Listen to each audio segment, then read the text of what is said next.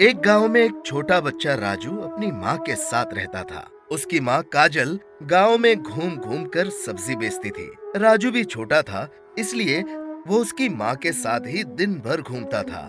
सुबह से सर पर सब्जी की टोकरी लेकर वो घूमती थी और दोपहर होने से पहले शंकर जी के मंदिर के सामने बैठ जाती थी।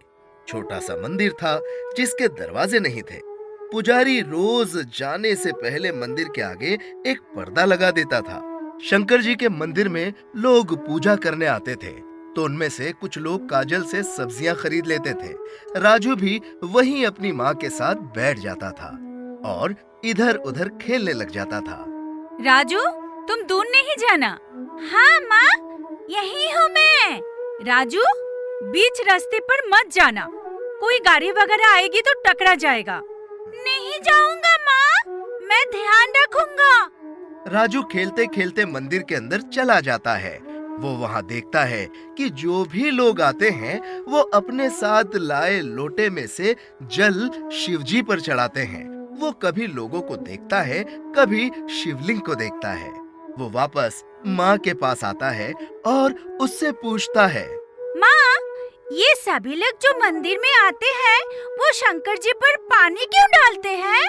मैं घर जाकर बताऊंगी, अभी काम करने दे। अभी कहाँ कोई ग्राहक है? जब मैं तुझे बता रही होंगी उस वक्त बीच में कोई ग्राहक आया तो माँ चल घर। अभी नहीं, अभी और थोड़ी देर रुकना है, फिर जाएंगे। नहीं माँ, अभी बता या घर चल। अभी तुझे मजा नहीं आएगा बेटा, और घर जाकर आराम से तुझे बताऊंगी पूरी बात। राजू थोड़ी जिद करता है, पर माँ उसे समझा देती है कि बस कुछ ही देर में घर जाएंगे। कुछ ग्राहक आते हैं, काजल उन्हें सब्जियां देती है। राजू उन्हें देखता रहता है। एक बार फिर मंदिर के अंदर जाकर शिवजी पर जल चढ़ाते लोगों को देखता है। वापस आता है तो देखता है कि माँ अपनी सब्जी की टोकरी सही तरह से रख रही थी।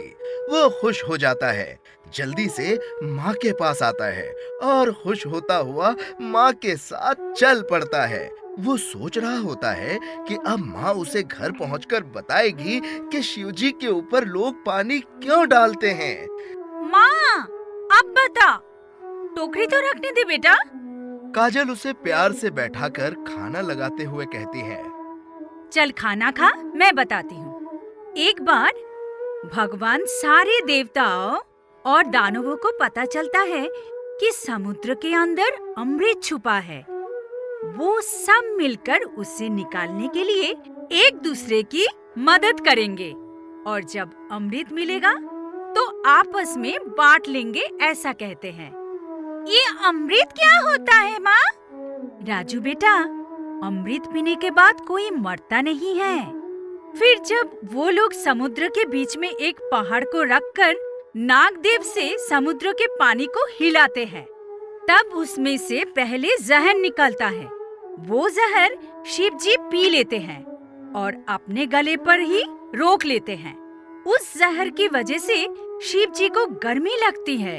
तब सभी देवता मिलकर उन्हें गर्मी न लगे इसलिए उन पर पानी चढ़ाते हैं। तो आज भी रोज सब लोग उन्हें जल चढ़ाते हैं तो उन्हें ठंड नहीं लगती? नहीं, वो तो भगवान हैं, तो उन्हें गर्मी क्यों लगी? गर्मी लगी तो उन्हें ठंड भी लगती होगी ना माँ? काजल उसे देखकर मुस्कुराती है। सोचती है कितना भोला है उसका बेटा राजू। वो कहती है, लगती होगी, मुझे नहीं पता। मुझे लगती है तो उन्हें भी लगती होगी ना माँ। चल अब सो जा थोड़ी देर, शाम को फिर जाना है ना। काजल राजू को सुला देती है। राजू भी सोचते सोचते सो जाता है कि वो सब जल चढ़ाते हैं, वो कुछ और करेगा। दूसरे दिन घर से निकलने से पहले राजू माँ से एक साफ कपड़ा देने के लिए कहता है। काजल एक कपड़ा दे देती है उसे। वे सब्जी बेचते हुए रोज की तरह मंदिर के बाहर बैठ जाते हैं। राजू मंदिर में जाने वालों को देखता रहता है। जब मंदिर बंद होने का वक्त होता है तो वो दौड़ कर जाता है, पुजारी को रोकता है। पुजारी दादा, 1 मिनट रुकिए। शिव जी को सभी सुबह से जल चढ़ा रहे, उन्हें ठंड लग रही होगी ना? राजू अपने साथ लाए कपड़े से शिवलिंग को पोंछता है। पुजारी राजू के भोलेपन पर मुस्कुरा उठते हैं। अब राजू रोज ऐसा ही करने लगता है। एक बार बहुत बारिश होती है। काजल और राजू घर जल्दी जल्दी आते हैं, पर फिर भी भीग जाते हैं। घर के अंदर जाकर देखते हैं तो उनके टॉवेल सूखे नहीं होते। काजल गीले टॉवेल से ही राजू को पोंछने लगती है। माँ, ठंड लग रही है। अभी सूख जाएगा बेटा, फिर नहीं लगेगी। राजू अपने घर की खिड़की के पास बैठ जाता है और बाहर हो रही बारिश को देखता रहता है। उसे ठंड भी लग रही होती है, वो कांप भी रहा होता है। तभी उसकी खिड़की के पास साधु जैसे एक आदमी आते हैं। राजू देखता है, वो उसे देखकर धीमे धीमे हंस रहे होते हैं। वो उनके घर के दरवाजे की तरफ जाते हैं। उनके हाथ में एक थैला होता है। राजू, ये लो। वो अपने थैले में से एक कंबल और रेनकोट निकालकर उसे दे देते हैं। राजू, तुम्हें ठंड लग रही है ना?